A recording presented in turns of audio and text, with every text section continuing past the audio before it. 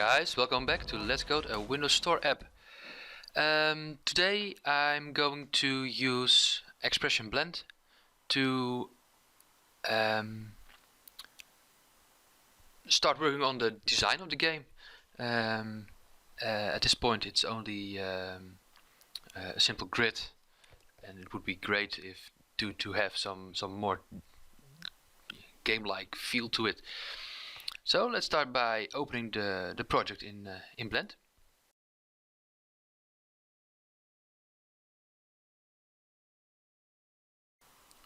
As you can see, the project is loaded, and Blend is running your application in the background. So it has executed the JavaScript code that renders the puzzle inside your Blend, and by using the interactive mode, the game can be played, and every state that is captured at the moment you stop the interactive mode. You can work on that specific state at that time. As you can see, the game is fully functional, although I noticed a small bug. The top row isn't turning. So let's stop the interactive mode for a second, switch back to Visual Studio, and although you can edit the code inside Blend, it's far easier to do this in Visual Studio. I save the JS file, switch back to Blend, go to interactive mode again. You get a notification that one of the scripts has been changed. So it asks if you would like to refresh the changes. Yes. And this little bug is fixed now. So as you can see, the interaction between Visual Studio and Blend is very nice.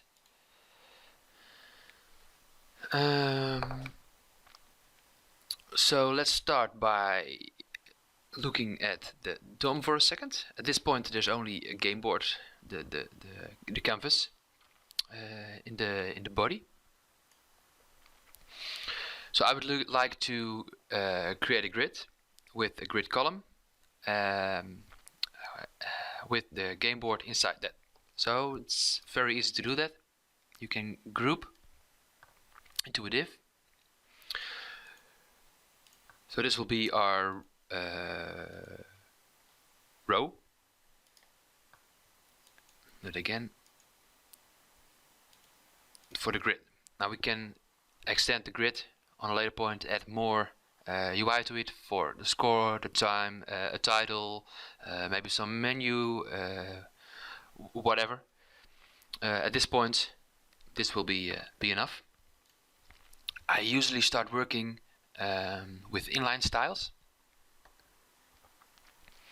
So let's start by creating a grid.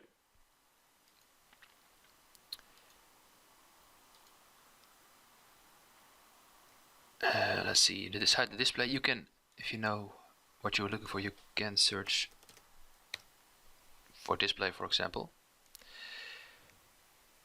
I'm going to use a grid. Let's clear this.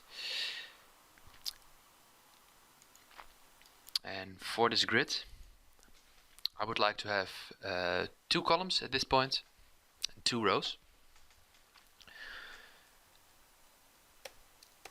The first column is going to be 100 pixels, and the rest is just filled. So I set it to 1 FR. And the row will be the same. Now at this point the second div is located in the top left corner. I'd like to have it in the lower right at this point. So I'm going to change the grid for this div. In this case I'm going to change the item. I would like it in column 2 and row 2.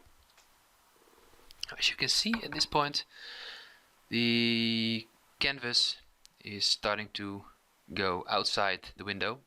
Because I use the window size for the canvas, it's entirely outside of the board now because I shifted it over a bit. So to fix that, I'm going to save this first.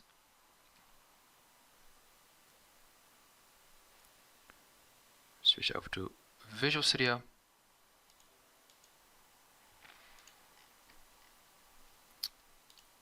And just set the width and height to 786. 786.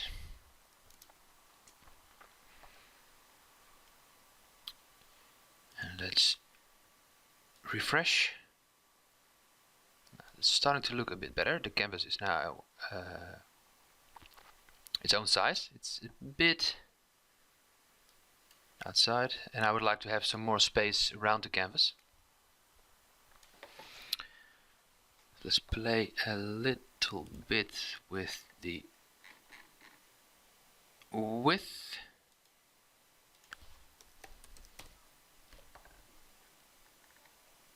Not the border, the sizing. And let's set this to, what shall we do? About 75%.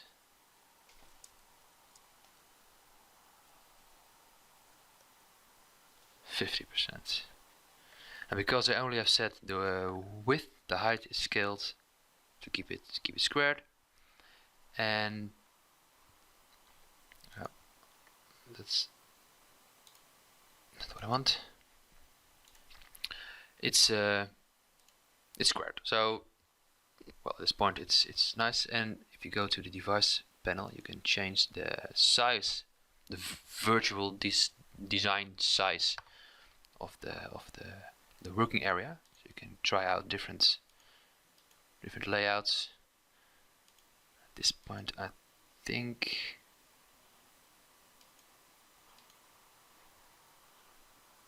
we can live with that. It's at least on the screen on every resolution possible in this. Oh, yes.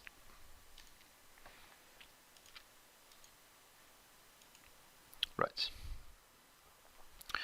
So let's set it back to this one.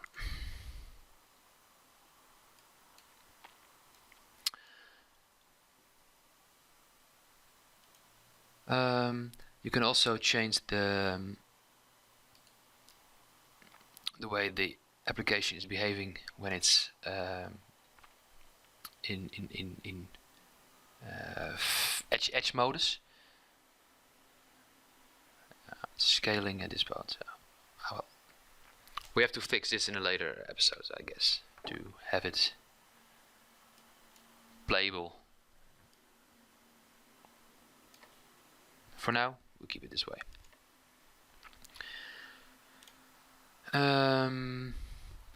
But now we have a lot of inline styles.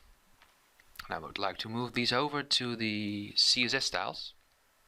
It's very easy to do. There are a couple of ways. In this case, the game board already has an ID, so I can just right-click in the Live DOM, create a style rule from element ID, and as you can see, I have a style class of style defined for this particular ID, but everything is still in the inline style. But you can just right click, cut and paste, and at this point it's gone from the HTML file and moved over to the CSS file. Let's save it for a second.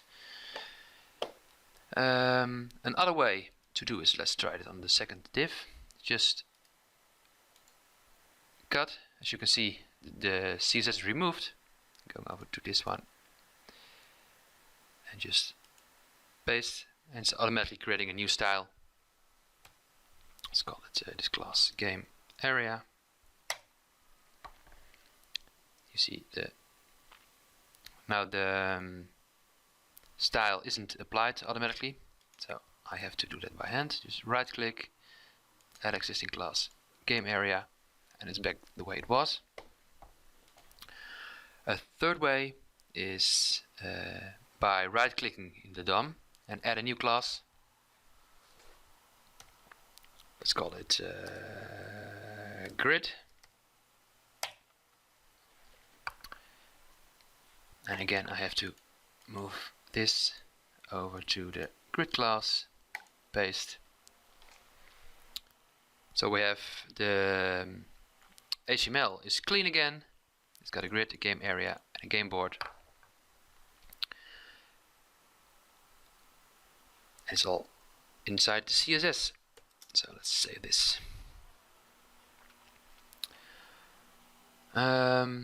Next, I want to add a background image to the board. So I already let's go to the project. I already found an image of a wood with a little light coming from the top. Let's drag it over to Blend.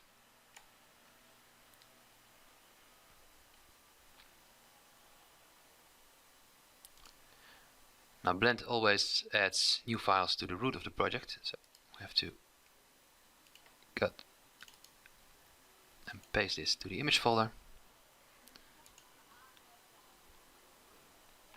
There we go. Now to add it to the background, just select the body, go to the CSS, background, go to image, get a drop down with the images in the project, select it. It's not scaled at the moment. I want to scale it down, so I'm going to set the size to cover, and now it covers the entire area. To have the game board stand out a little more, I'm going to add some shadow around the game board and set the background of the game board to black. Okay, so just click background color and select black. So the game board has a black background right now. And to add shadow, we're going to effects and add a box shadow. Just click inside, black. I'm going to leave the offset at a 0 position. Let's try 25 and 1. Let's see what it does. Let's zoom in a little. Could have a little bit more. So let's try a spread of 5 pixels. Well, maybe 10. See what works and what doesn't. Zoom out. Might be a little black. Let's go back to this one. So let's keep it at 5 pixels.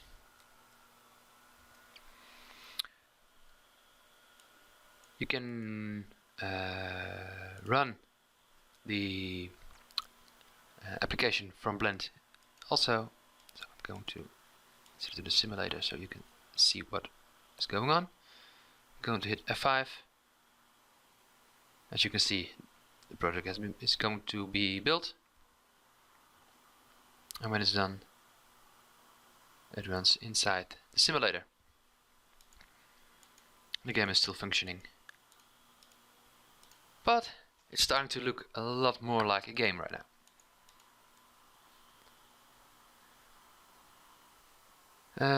Next time we're going to work a bit more on the UI, I guess, and maybe add a counter for keeping track of how many moves you have done until the game has been finished. So, thank you for watching. Hope to see you again next time. See ya!